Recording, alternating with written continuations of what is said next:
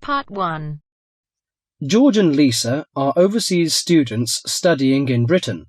They are returning home for the summer holidays. First, you have some time to look at questions 1 to 3.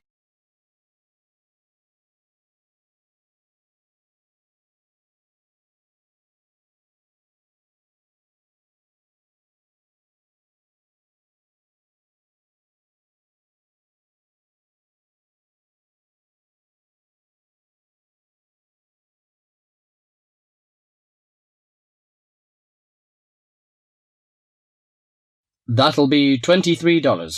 Right, there's your change. Have a nice trip. Oh, I'll just get your bags out of the boot. Thank you very much. Now, George, let's find the check-in desk. Yes, but with all the changes they have made here at the airport, I'm not sure where the check-in desk is. I know, it's strange, isn't it? Why don't we ask for help? Good idea. What about that man sitting down over there? Which one? The one with the hat on and in the trolley? No, the one with the uniform behind the table. I'll ask him. Excuse me, could you tell me where the check-in desk for France Air is, please? Oh, let me think. The best way to get there would be to turn left at the end there, where the cafe is, and then go straight ahead until you're opposite the departure gates entrance. Oh, no. Sorry. It might be quicker to turn right as soon as you get past the cafe, and keep going along the corridor until you come to the sliding doors at the end. On the left. Yes, that's it. All the check-in counters are in a hall there. I'm pretty sure France Air is directly to your left as you walk in the hall. Thanks a lot. So, it's the left past the cafe and then right opposite... The bookshop. You can't miss it. Come on then, Lisa. We don't want to be late, and I want some time to get a cup of coffee and look around the bookshop. OK, George, but I want to go to the restroom first. I'll meet you at the check-in desk.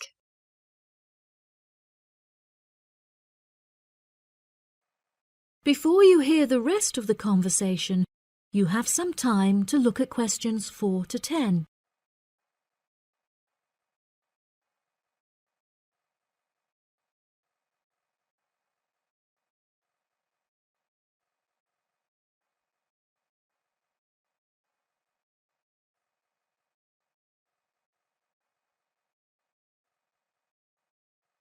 Now listen and answer questions 4 to 10.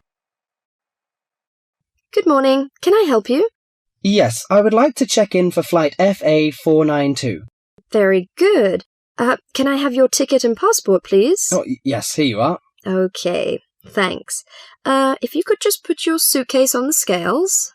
Oh, I have this extra box that I want to take as well. OK, well, that's extra luggage, so I'll have to get you to fill out an excess baggage declaration certificate. It'll cost extra, I'm afraid. Let me see. $40 exactly, if the total value of your contents is under $400. Oh, well, what's the form for? It's just a form you have to fill out so that if there are any problems, we'll know where you are and how to contact you. So, if you can give me a few details, I'll key in the information. OK then, your passport says your name is Lavier. Is that right? Yes, George Lavier. George, Lavillieres.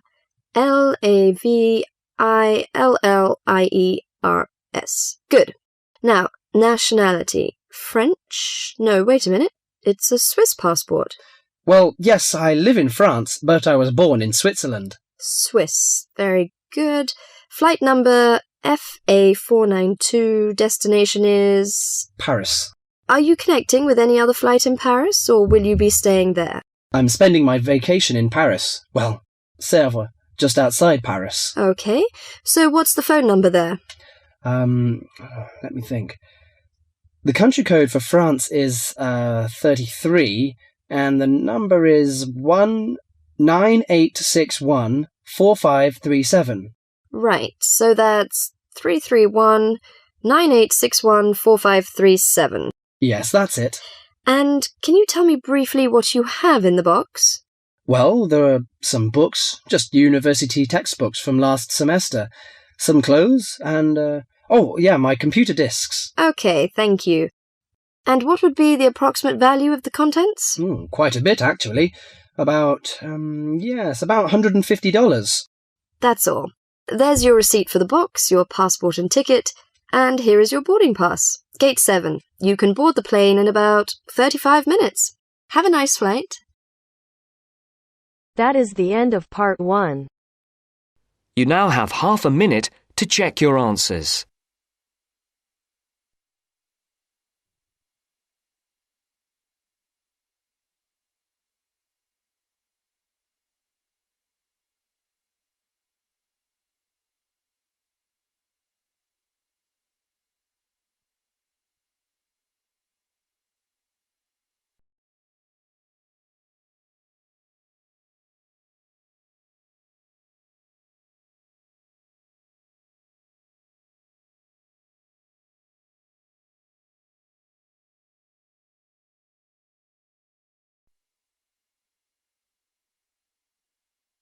Now turns to part 2. Part 2. First, you have some time to look at questions 11 to 17.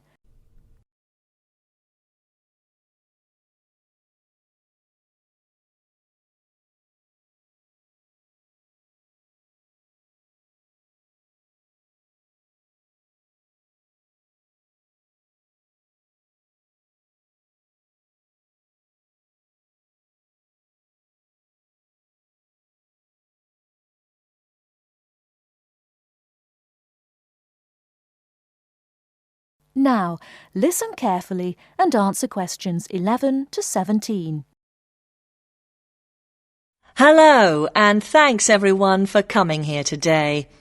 I know it's always a bit stressful going for a job interview, but it's best to be prepared.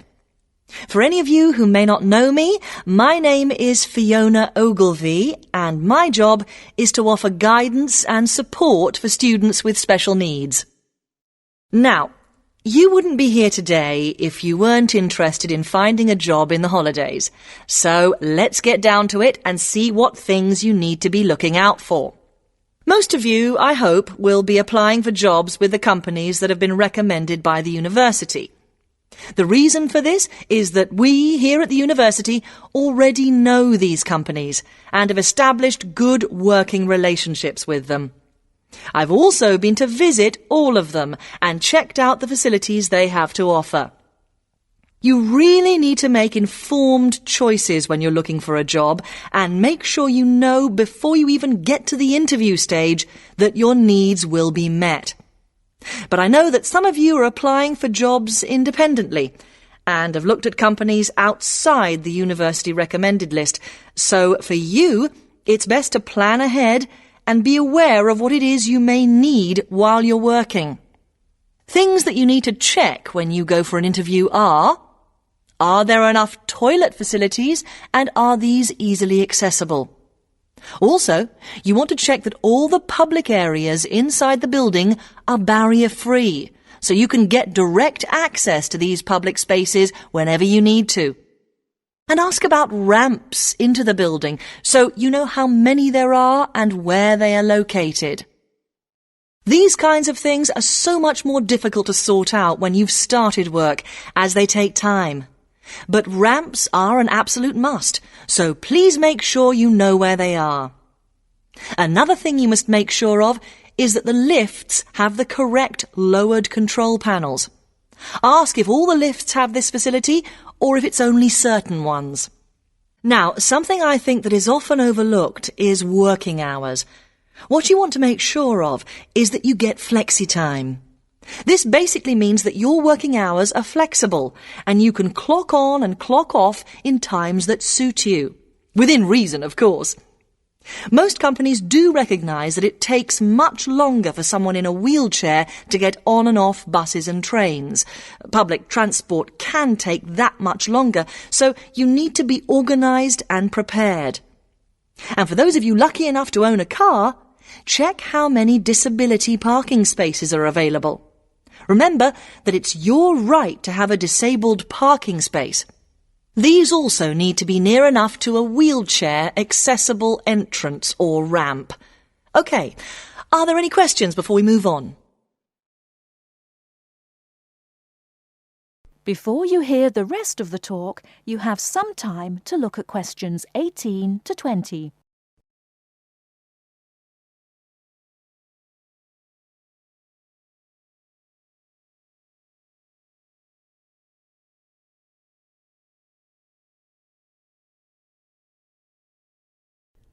Now listen and answer questions 18 to 20.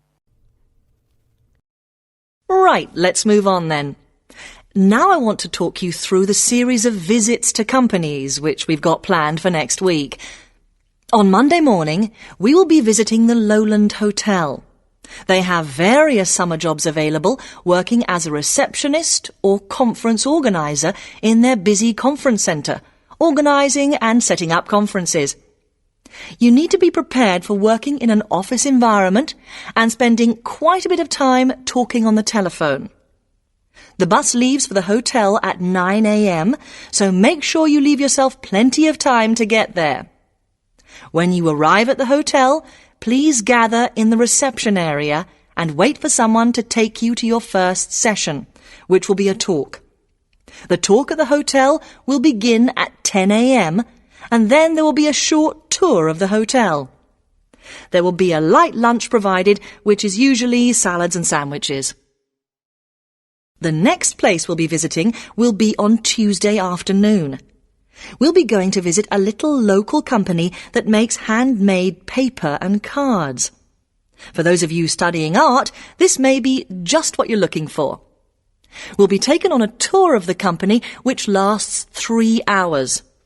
The tour will start at 3:30 p.m, and after that you'll have a chance to meet some of the staff. Tea and coffee will also be provided.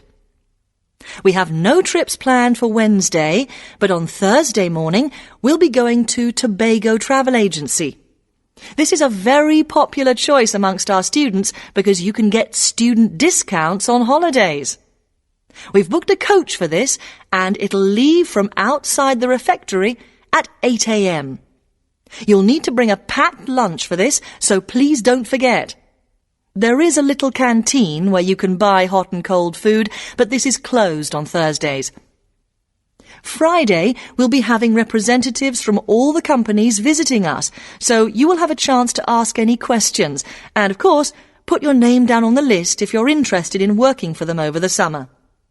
This event will take place in the main hall next to the library, and it'll run from 10:30 until 4. I really hope you make the most of this excellent opportunity to not only earn yourself some extra money, but also to gain experience of what it's like to work. And if you'd like to find out more, then please ask some of the students who worked last year. They're all wearing green badges and will be happy to speak to you afterwards. That is the end of part 2. You now have half a minute to check your answers.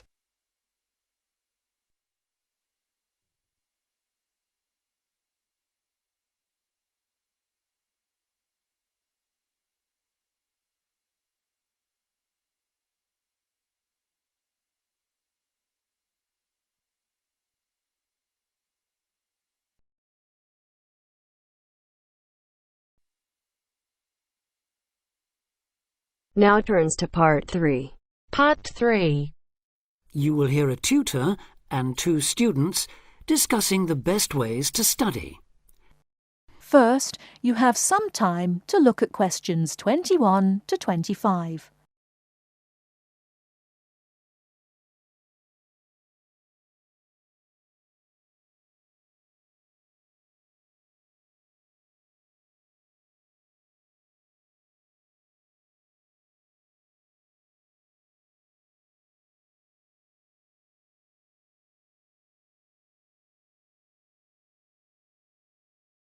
Now listen carefully and answer questions 21 to 25.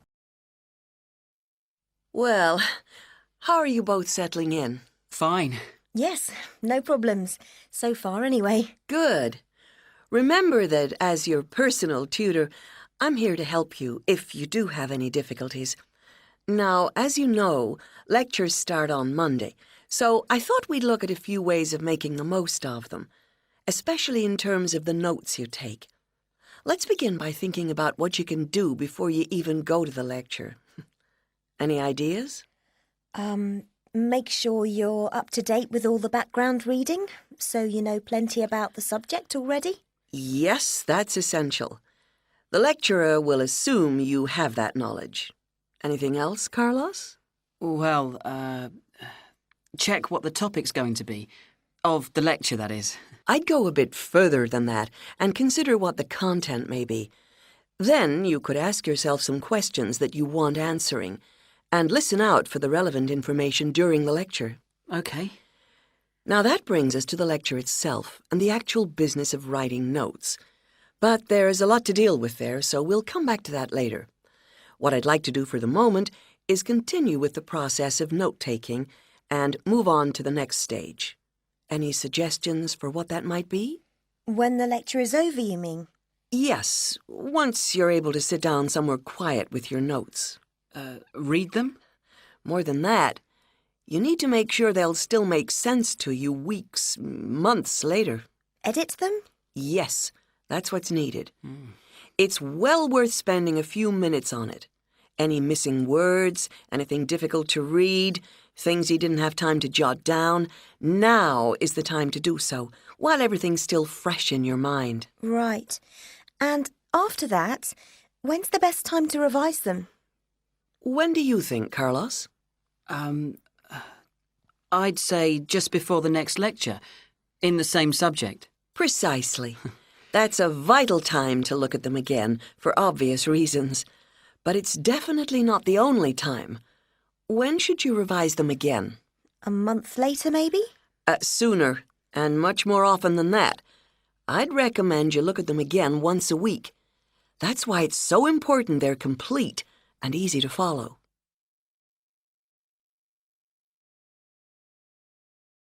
Before you hear the rest of the talk, you have some time to look at questions 26 to 30.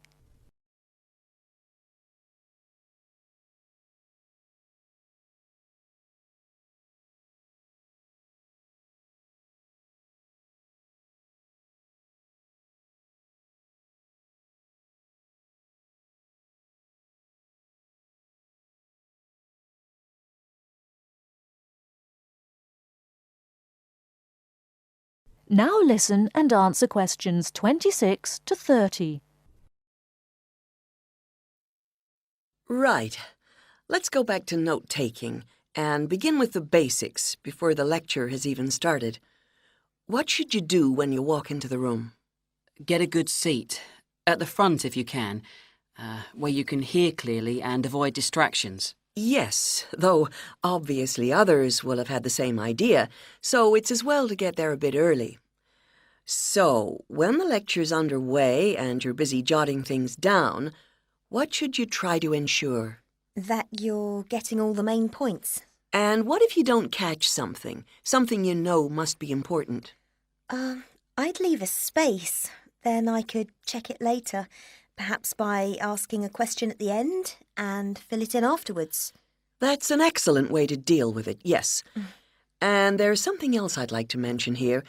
Talking about going through notes afterwards, it's absolutely vital that what you write is legible for one very good reason. It saves time. You'll waste many hours during the course if your revision is held up because you can't read what you've written. Okay, what else can we do to make listening and note-taking more efficient? Well, I always listen out for signpost words. Sorry, what are they? They're the ones lecturers use to say where they're going. A bit like a signpost at a road junction, I suppose. Things like, the first reason is, however, to sum up, and so on. Yes, they can tell you when something important is coming, and help you organize your notes, too. Is there anything else you can add, Carlos? There's something I think's very useful, but it's later, after the lecture is finished. That's fine. Go on. Well, what I do is go through what I've written down, summing up the main points in a few words in the margin, on the left-hand side of the page. I try to use words that'll jog my memory, so that I can remember what everything's about when I look at them again. Yes, that can work very well. What some people do to review their notes is cover up their full notes from the lecture, maybe with a piece of paper or a card, and concentrate just on what they've put in the margin, trying to recall the details. Then they move the cover down a little and check whether they were right. Or you could put your main points on another piece of paper and clip them together. Instead of covering and uncovering, you just hold a page in each hand. Sure, it's down to personal preference, really. Everyone has their own learning style. That is the end of part 3. You now have half a minute to check your answers.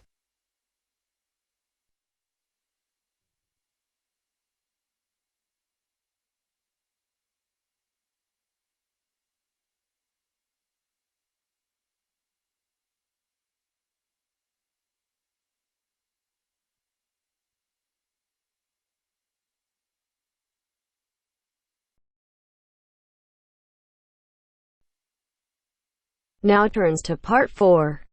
Part 4. Now listen to the second part of the lecture. As you listen, complete the notes below. First, you have some time to look at questions 31 to 40.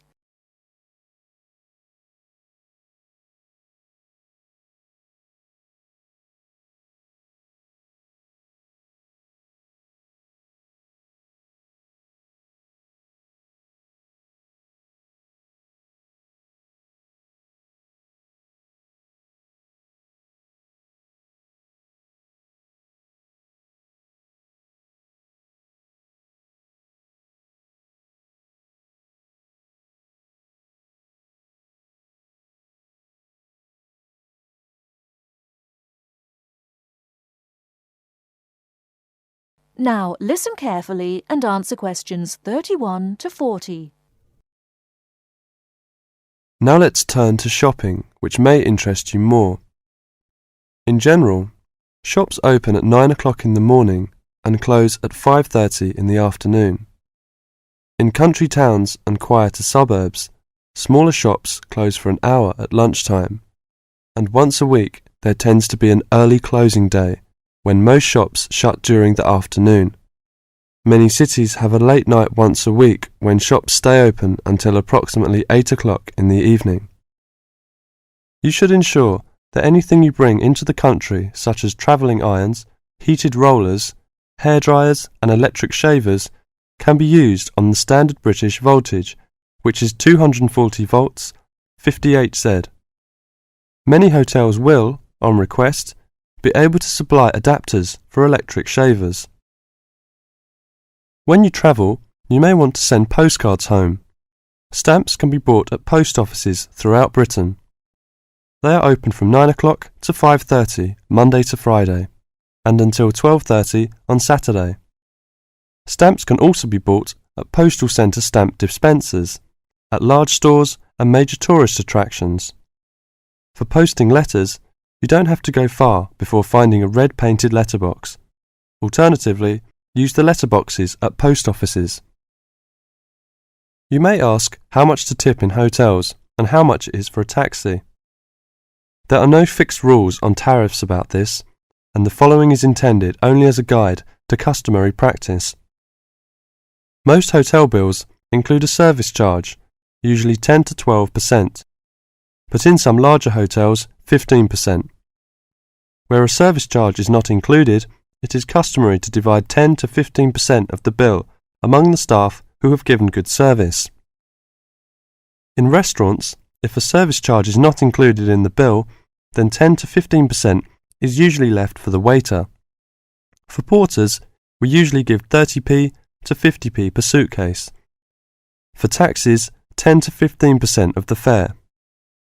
Hairdressers, £2 according to how much work they have done, plus 50p to the assistant who washed your hair. If you drive in Britain, you should remember to drive on the left and overtake on the right. The wearing of seatbelts is compulsory for the driver and front seat passengers. Now let's talk about full details of Britain's road regulations. A copy of the Highway Code can be obtained from offices of the Automobile Association, AA, or Royal Automobile Club, RAC, at most ports of entry. These two motoring organisations can also provide plenty of helpful information to all motorists. Contact AA. Telephone is 01 854 7373, 24-hour service.